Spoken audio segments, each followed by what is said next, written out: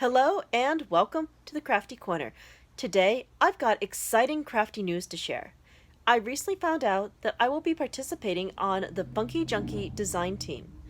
That means I'll get to bring you 2 to 3 videos each month, as well as share some crafty challenges that are going to be hosted at the Funkie Junkie blog. I will link details down in the description below if you'd like to join us and play along. Today, we're starting our first design challenge, and the theme is anything goes. So grab your craft supplies and play along. I hope that you do because I'm looking forward to seeing all of your projects on the Funkie Junkie blog design challenge page.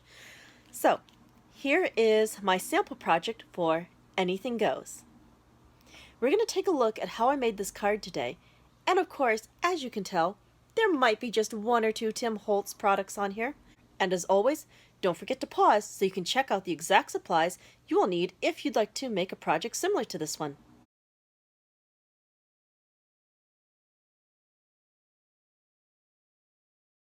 So, let's head over to the Crafty Corner. To start our card project, we're first going to want to put down a piece of Yupo paper. Then, we're going to take our blending solution and sprinkle that pretty liberally all over the page. Next, I have decided to use 3 different colors of alcohol inks for this background. I've got Glacier, Cobalt, and Monsoon. So I'm going to start with the Glacier, and we're going to sprinkle that all over our page. Then I'm going to take Monsoon and add a little bit of that. It's looking good. And last, let's add a couple of drops of Cobalt. Now that the ink is down, we're going to take our ink blower and start to move the alcohol ink around. And whenever the ink gets a little bit too dry, we just add a bit of blending solution so that we can get the ink moving again. I like to move quickly with the tool so that I can get the ink to move around on the page.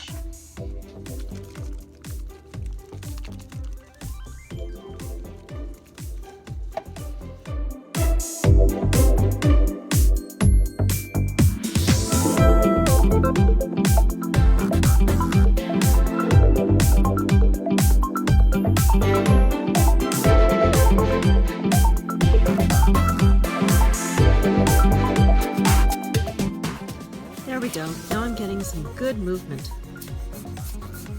And I'm pulling the ink towards the edges of the page so that I have good coverage.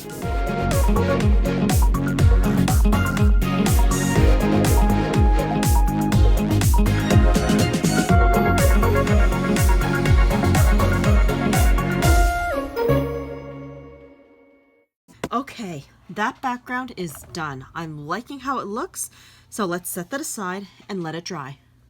Next, I die cut out a set of Tattered Floral flowers. For the paper, I used some of the French Industrial paper pack by Tim Holtz. And I did cut out all 4 pieces. I also die cut a few leaves. These are from Brushstroke Flowers 2 and 3. So now I'm going to take these and we're going to ink up a few of these pieces. For this, I decided to ink the large flower pieces. We're going to want to grab some vintage photo first. I like to ink the edges of my project and then see about inking the middle. For inking, I've got some dome foam from Ranger. I'm just going to stick some vintage photo on here, and then we're going to go around the edges of the flowers.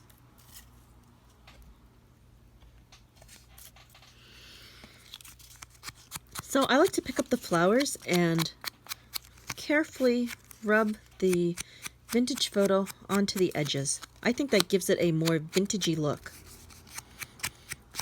Doing that, we're just going to work our way all the way around the flower.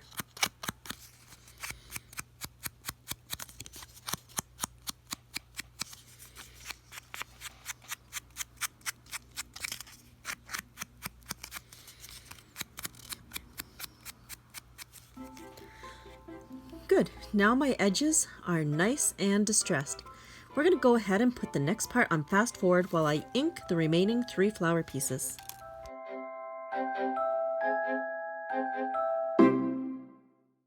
Next, I'm going to start inking a little bit of the flower. I'm going to add a bit of salvage patina over the top. This is a nice accent color that won't overpower the fabulous vintage vibe of these flowers. Just quickly and lightly with the dome foam, we're going to just brush over the surface of the flower to add just a little bit of color. And we're going to do this for each of our flowers.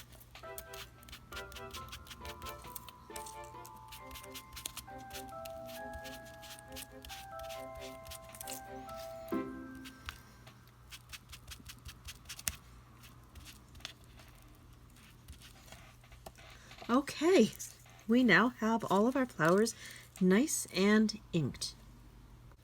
Now it's time to give our flowers some dimension. I have got the Sizzix shaping tools here by Tim Holtz, and we're going to dimensionalize our flowers next. Before I start using the tools, I'm going to give the flower a quick mist with my distress sprayer. Then, taking the largest tool, we're going to start in the center of the flower and start stippling to give the flower its shape. I'm working in a circular motion from the center, and I'm working my way outwards. Then I'm going to go over to a petal and start trying to get the petal to curve inwards. There we go. That is starting to curve. And I'm going to do this for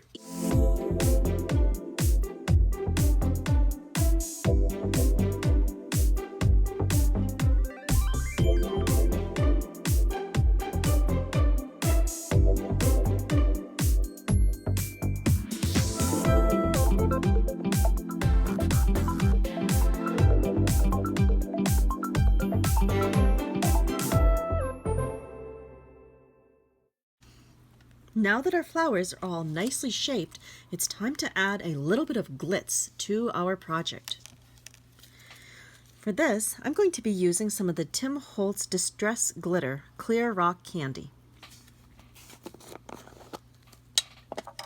First, I'm going to take some of my collage medium and I'm going to put a little bit of glue along the edge of each of these flower petals.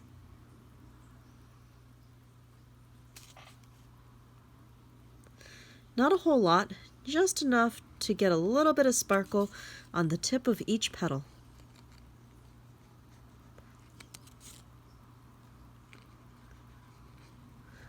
Alright, I'll come back to the last one. Now I'm going to take this and I'm going to dunk that straight into the glitter.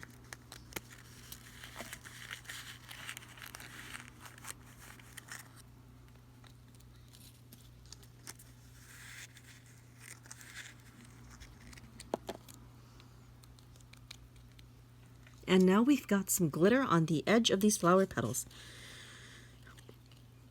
Now I'm going to add some glue to the last couple of petals.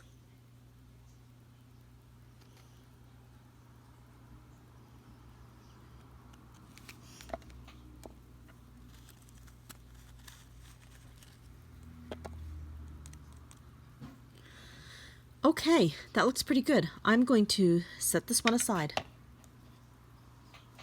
Now we're going to add some glitter to our remaining petals.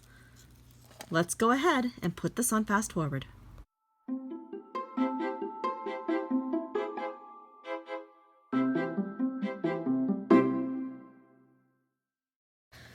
Now that all of our flowers have some glitter along the edge, it's time to assemble them.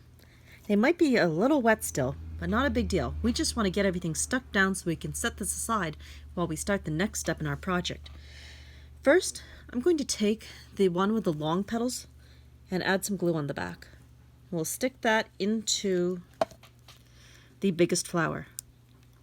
Now, note that I've tried to offset the petals so that they have different angles and different pieces sticking out. Next, we'll add the medium-ish flower.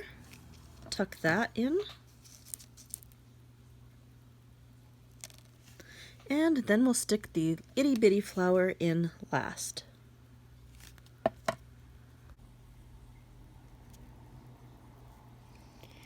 And I'll try to make sure that this one is offset as well. I'm going to try to line everything up so that all of the different pieces are centered. And there we go. Now we just need to let this dry while we work on the next part of our project. Now it's time to add to our background. For the background, I've cut this down to 4¼ by 5½ inches. To complete this background, I want to give it some texture, and we're going to use grit paste and a stencil for that. This is one of my favorite stencils called Flourish. This is from the Mini Stencils by Tim Holtz, set number 10. So I'm going to set this down here, offset it at an angle, and I'm going to grab one of my Ranger palette knives and my grit paste. We're going to add a bit of grit paste to the stencil, and we're going to do that on each corner of the card, top and bottom.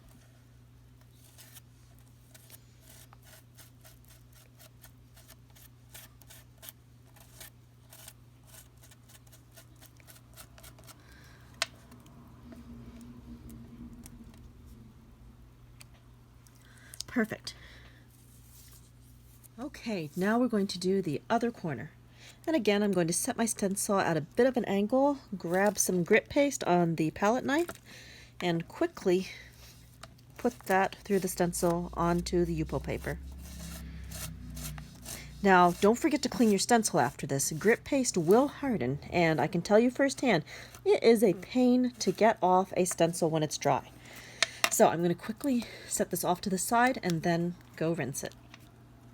Now that I have the grit paste on my background, it's time to add some salvaged patina distress embossing glaze.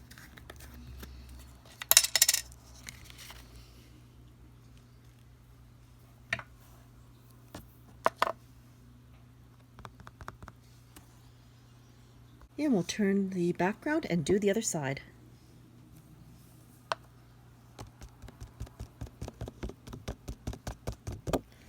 Okay, now we're going to set this aside, and I'm going to need to let it dry for about 15 to 30 minutes. Depending on the environment that you're in, this might dry quicker or slower. I found that humidity greatly changes the drying time for most of the texture pastes that I use by Tim Holtz. So let's set that aside, and we'll come back when it's dry. Now that the grit paste is dry, it's time to emboss the distress glaze. Now, because this is Yupo paper and plasticky, I'm not going to use an embossing gun. Instead, I'm going to use my Ranger heat tool. The temperature isn't nearly as hot, and if I circulate around the different areas where I have the embossing glaze, it's still going to melt. So, this is the noisy part, so I'm going to put this on fast forward while we melt our glaze.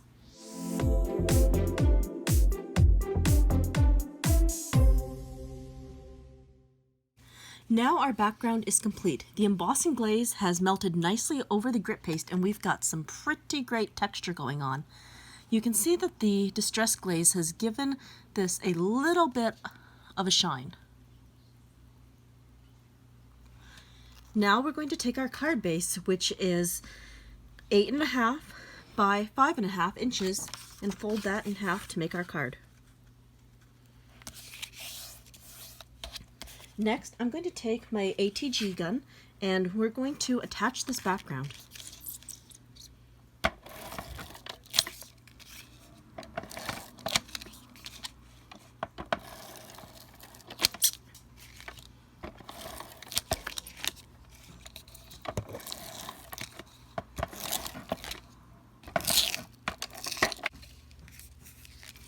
Okay, and we'll just take our background and stick that onto our card base.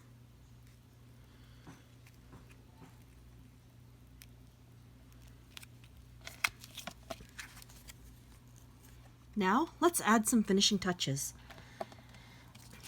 Now that our flower is dry, I'm going to add a little gemstone in the center.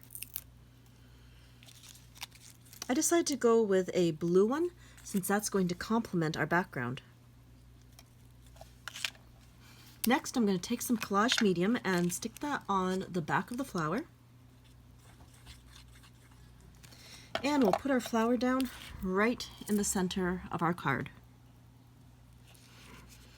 For this, I'm turning the flower so that the writing is facing towards me.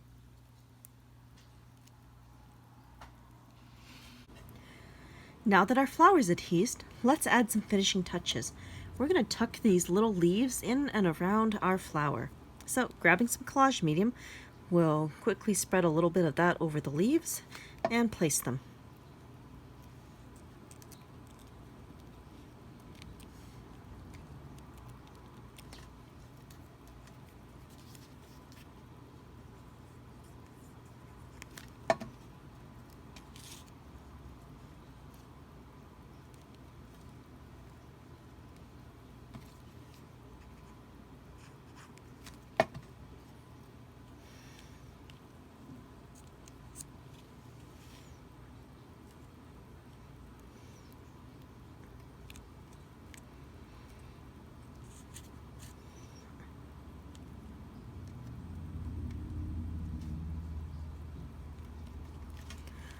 Now for the finishing touch, let's add a sentiment. For the sentiment, I decided to use some from the Ideology Tim Holtz metallic sticker book. I love these. That little touch of metallic adds just the right amount of shine to any project. The sentiments that I've chosen to use today are Remember the Now and Embrace Your Journey. In the description box below, you will find links to the products that I used on this card. If you'd like step-by-step written instructions, go ahead and check out my blog. That too will be linked down in the description. I hope you enjoyed the process of making this card, and I look forward to seeing your creative crafty makes over at the Funkie Junkie blog for the challenge Anything Goes. So, until next time, happy crafting!